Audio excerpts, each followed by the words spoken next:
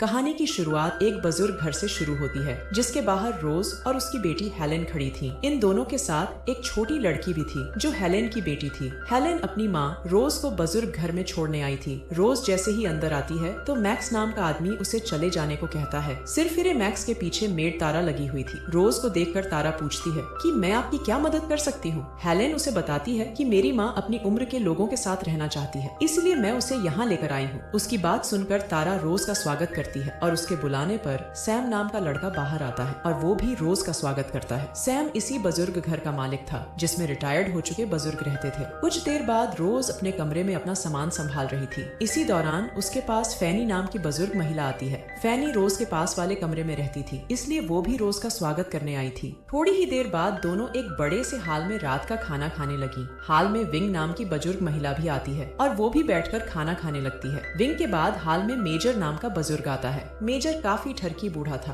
और वो रोज को देखते ही उस पर लाइन मारने लगा। मेजर के बाद गैरी भी आता है और वो साला भी रोज पर लाइन मारने लगा। फैनी को दोनों ठरकियों का पता था कि वो रोज की गुफा में धमाका करना चाहते हैं, इसलिए वो रोज को उन दोनों से दूर रहने की सलाह देती है। अगले दिन सभी लोग एक बड़े से कमरे में बैठे थे। आज यहाँ एक नई लड़की आने वाली थी जिसका काम सभी का मनोरंजन करना और सभी का ख्याल रखना था। सभी को लग रहा था कि नई लड़की साधारण होगी, लेकिन जब नई लड़की सबके सामने आती है तो ठरकी बूढ़ों का डंडा सलामी देने लग जाता है। इस नई लड़की का नाम सलीना था और उसके बड़े बड़े तरबूज देखकर सबके डंडे हिलने लगे थे। सलीना सबसे पहले सभी को अपना नाम बताती है और फिर उन्हें बताती है कि अब से मैं यहीं रहूंगी। सलीना की बात सुनकर सभी ठरकी बूढ़े खुश हो गए थे, जबकि बुजुर्ग महिलाएं जल गई थीं। सभी को अपने बारे में बताकर सलीना सभी को कविताएं पढ़कर सुनाने लगी। वैसे सभी बूढ़ों का ध्यान कविताएं सुनने में कम बल्कि सलीना के गोल गोल तरबूजों पर ज्यादा था। इसी बीच सैम भी कमरे में आता है क्योंकि अब शाम के नाश्ते का समय हो गया था। यहाँ रहने वाले सभी बुजुर्ग शाम के नाश्ते को काफी पसंद करते थे। नाश्ते के दौरान ही मेजर ने सलीना पर लाइन मारना शुरू कर दिया।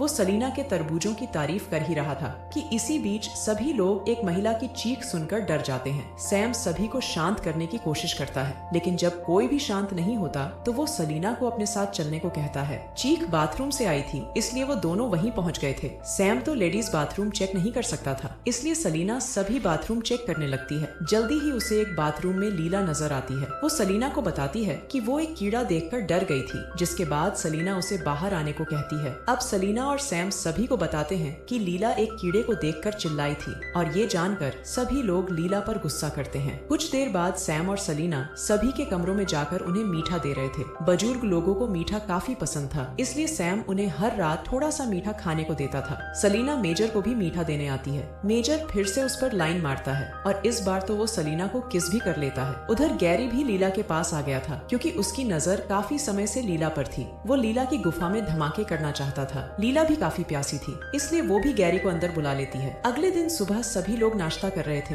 लीला आज काफी खुश नजर आ रही थी क्योंकि गैरी ने उसकी प्यास जो बुझा दी थी। नाश्ते के बाद रोज सैम के पास आती है। वो अपने कमरे में सफाई करवाना चाहती थी, जिस कारण सैम सफाई वाली को बुलाता है। सफाई वाली का नाम एमा था और सैम उसे रोज के कमरे की सफाई करने को कहता है। थोड़ी ही देर बाद सभी लोग बड़े कमरे में बैठकर पुतलों का खेल देख रहे थे। कुछ को ये खेल पसंद आ रहा था, जबकि कुछ इसे देखकर बोर हो रहे थे। ये खेल सैम और सलीना ने पेश किया था, लेकिन फिर भी ये खेल ज्यादा लोगों को पसंद नहीं आता। खेल के बाद मेजर सलीना की बहुत तारीफ करता है क्योंकि वो साला उसकी गुफा में धमाके करना चाहता था। रात को सोने से पहले रोज बाथरूम में हाथ मुंह धो रही थी। वो जब बाहर आती है तो गलती से मेजर से टकरा जाती है। रोज उससे माफी मांगती है, लेकिन मेजर कुछ परेशान नजर आ रहा था। रोज के पूछने पर वो बताता है कि यहाँ हमारी जान खतरे में है, इसलिए मैं आज रात को ही यहाँ से भाग रहा हूँ। रोज को मेजर पर यकीन था, इसलिए वो भी उसके साथ भागने को तैयार हो जाती है। उधर गैरी एक बार फिर से लीला के पास पहुँच गया था। गैरी के पास आज ताकत की गोलियां भी थी। वो एक गोली खुद खाता है और एक लीला को देता है। गोली खाते ही दोनों एक दूसरे का पानी निकालने लग जाते हैं। देर रात को जब सभी लोग सो रहे थे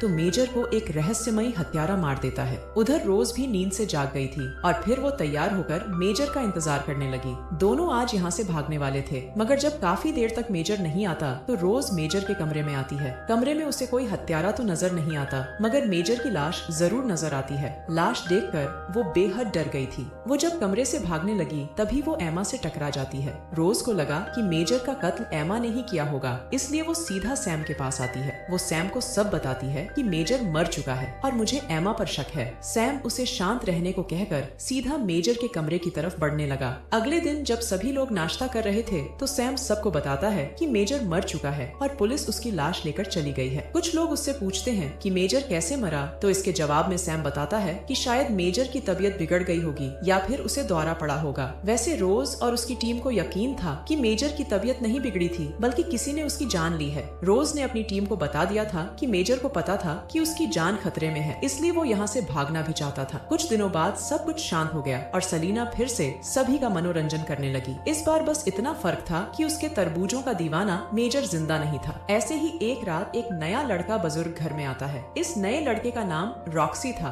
और वो सलीना का लवर था। सलीना ने ही उसे अपने पास बुलाया था ताकि वो उसका पानी निकाल सके। दोनों पहले ताकत की गोली खाते हैं और फिर दारू पीने लग जाते हैं। उधर गैरी भी लीला के साथ था और वो दोनों गर्मा गर्म बातें कर माहौल बना रहे थे। दूसरी तरफ रॉक्सी का डंडा सलीना की गुफा में धमाके कर रहा था। इसी बीच हत्यारा उनके सामने आता है, जिससे डर कर सलीना भाग जाती है। हत्यारे ने आते ही रॉक्सी पर हमला बोल दिया। रॉक्सी खुद को बचाने की कोशिश तो करता है, लेकिन हत्यारे के हाथों मारा जाता है। दूसरी तरफ फैनी ने गैरी और लीला को मजे करते देख लिया था। उसने लीला को गैरी से दूर रहने को कहा था, लेकिन लीला तो उसके साथ मजे कर रही थी। वो दोनों को बुरा भला कहकर कमरे में चली जाती है। सलीना भागती भागती सैम के पास पहुंच गई थी और उसने उसे सब कुछ बता दिया था। इसके बाद दोनों डर कर एक स्टोर में आते हैं, लेकिन वहाँ भी एक लाश पड़ी थी। ये लाश तारा की थी, जिसे देखकर ये दोनों डरकर चिल्लाने लगते हैं। इन दोनों की चीख रोज और फैनी ने भी सुन ली थी और दोनों विंग के पास आती हैं। दोनों विंग से मदद मांगती हैं ताकि वो मिलकर हत्यारे को पकड़ सकें। विंग के हाँ बोलते ही तीनों मैक्स के पास आती हैं। तीनों को सिरफिरे मैक्स पर शक था कि वो ही कातिल होगा। मैक्स उन्हें सब बताता है कि 3 महीने पहले मैंने एक कत्ल होते देखा था और कातिल ने नकाब पहन रखा था। मैंने सबको बताने की कोशिश की, लेकिन किसी ने मेरी बात पर यकीन नहीं किया। मैंने मेजर को भी बताया था और उसे मुझ पर यकीन भी था, लेकिन वो भी मारा गया। मैक्स की बातें सुनकर तीनों हैरान जरूर हो गईं, लेकिन तीनों उस पर यकीन करती हैं। तीनों ने फैसला कर लिया कि अब वो रहस्यमयी हत्यारे को पकड़कर ही रहेंगी। उधर हत्यारा लीला और गैरी के पास आकर उन दोनों को मार देता है। इसी बीच फैनी और विंग को सलीना पर शक हो गया, क्योंकि वो एक कमरे में छुपी हुई थी। वो सलीना को पकड़कर उससे पूछताछ करना चाहती थी। इसी बीच रोज गलती से हत्यारे को देख लेती है। इसके बाद वो फैनी के पास आकर उसे बताती है कि सलीना कातिल नहीं है। रोज की बात मानकर सलीना को छोड़ दिया गया। अब चारों का शक सफाई करने वाली एमा पर जाता है। चारों ने फैसला कर लिया कि वो एमा के कमरे की तलाशी लेंगी। देखते ही देखते चारों उसके कमरे में पहुंच गईं। फैनी ने रोज को बाहर ही रोक दिया ताकि वो बाहर नजर रख सके। बाहर खड़ी रोज को एक आवाज सुनाई देती है। इसके बाद वो जैसे ही आवाज की तरफ बढ़ती है तो उसे हत्यारा नजर आता है। इससे पहले कि रोज शोर मचा पाती, हत्यारे ने उसे पकड़ लिया। देखते ही देखते हत्यारा उसे एक कमरे में ले आया। ये रहस्यमयी हत्यारा कोई और नहीं बल्कि यहाँ का मालिक सैम ही था। रोज उससे पूछती है कि तुम ये सब क्यों कर रहे हो। सैम उसे बताता है कि मैंने बुजुर्गों की 5 साल तक सेवा की, लेकिन बदले में ज्यादा पैसे नहीं कमा पाया। 1 साल पहले मैंने एक कागज तैयार किया। इसके बाद जो भी बुजुर्ग यहाँ रहने आता, मैं उससे वो कागज जरूर साइन करवाता था। कागज पर लिखा होता था कि अगर बुजुर्ग की मौत हो जाती है तो उसकी सारी जायदाद का मालिक मैं बन जाऊंगा। बस इसीलिए मैं धीरे धीरे बुजुर्गों को मारने लगा ताकि मैं अमीर बन सकूं।